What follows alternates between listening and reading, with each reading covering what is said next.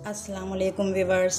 आज हम बनाने जा रहे हैं चिकन के रेशेदार शामी कबाब। बीफ के तो बनते हैं, बीफ में टाइम भी लगता है थोड़ा उसके गलने में, तो झटपट ज़रा जल्दी हो तो चिकन के शामी कबाब भी बना सकते हैं। अगर कोई गेस्ट आपके घर में आ जाओ, बहुत मज़े के बनते हैं। तो उसके लिए मैंने आधा किलो हमारे पास चिकन थी, तो मैंने आधा पाव चने की दाल लिए। इसको तकरीबन 1 घंटा पहले भिगो दिया था ताकि ये सॉफ्ट हो जाए।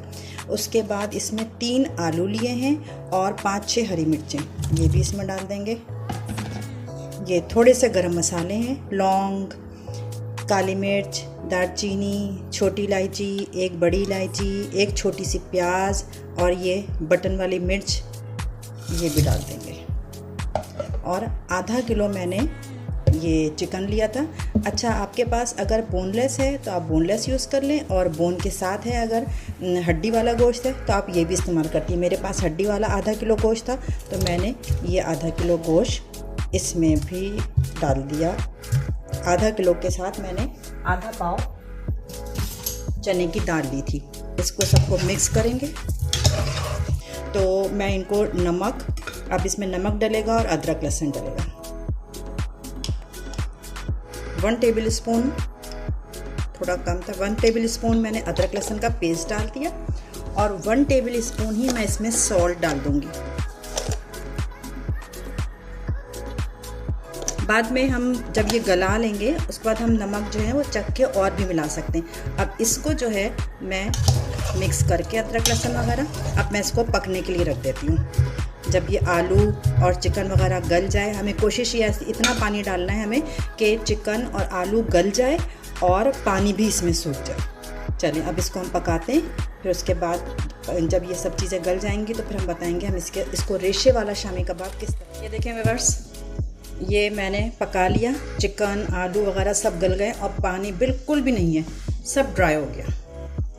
अब मैं इसमें से जो चिकन है, चिकन जो है वो मैं अलग कर लूँगी, सिर्फ चिकन। ये देखें व्यूअर्स, ये मैंने चने की दाल पीस ली चॉपर में, आलू को मैश कर लिया मैशर से, और ये चिकन को इस तरह रेशे वाले बना लिया। अब मैं सारी चीज़ें सब मिक्स कर लूँगी। ये देखें, ये दाल पिसी भी, इसमें आलू डाला, ये जो चिकन रेशा करी थी, ये मेरी बोन वाली गोश्त था ना, इसलिए थोड़ी थोड़ी सी हड्डियाँ कहीं कहीं बीच में रह गई थी, वो मैंने निकाल ली। वैसे सब पहले गोश्त को हड्डियों से अलहदा करके उसके बाद इसका रेशा कर लिया। ये अंडे, प्याज, ये 1 अदद बड़ी प्याज ली है मैंने, उसको डाल देंगे, और 2 टेबल स्पून हरी धनिया ये डाल देंगे। इन सब चीज़ों को मैश मिलाकर, और फिर हम नमक चेक कर लेंगे एक दफ़ा, और 1 अंडा।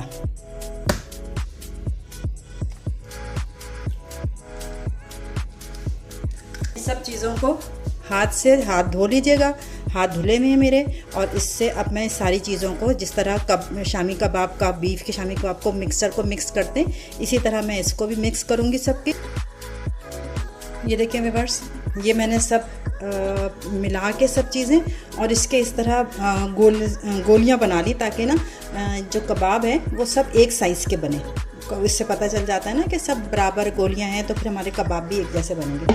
अब एक एक गोली को उठाते रहेंगे, इसमें हल्का सा पानी लगा के हाथ में, और इस तरह जिस तरह शामी कबाब बनाते हैं, इस तरह के शामी कबाब बनाया। फिर उसके बाद शामी कबाब बनाने के बाद मैं इसको अंडे के बैटर में डिप करूँगी। ये अंडे के बैटर में डिप किया, उसके बाद इसको ब्रेड क्रम्स लगाया और यहाँ साइड पे रख दिया। अब जब ये आप ब्रेड क्रम्ब लगा चुके हैं, इस वक्त आप इसको फ्रीज़ भी कर सकती हैं। जैसे आपने कल इस्तेमाल करना है, किसी और दिन इस्तेमाल करना है, इस तरह करके सारे कबाब को फ्रीज़ कर दें ट्रे में रख के। उसके बाद फिर आप किसी जिप लॉक बैग में रख दें, एयर टाइट जो बॉक्स होते हैं उनमें रख दें। जब ज़रूरत हो इसको शैलो फ्राई करेंगे, डीप फ्राई नहीं करेंगे। इसको शैलो फ्राई करें। ब्रेड क्रम और अंडे लगाने से ये टूटेंगे नहीं, इसलिए कि आलू भी शामिल है ना, तो इस वजह से आलू के कबाब जो है टूटते हैं। तो ये ब्रेड क्रम्स और अंडे लगा देंगे, टूटेंगे भी नहीं और ऊपर से बहुत ही क्रिस्पी होंगे। मैं इस तरह सारे गोलियों के कबाब बनाती हूँ, फिर जब मैं फ्राई करूँगी तो फिर मैं आपको दिखाऊँगी फ्राई होके क्या लुक आती है।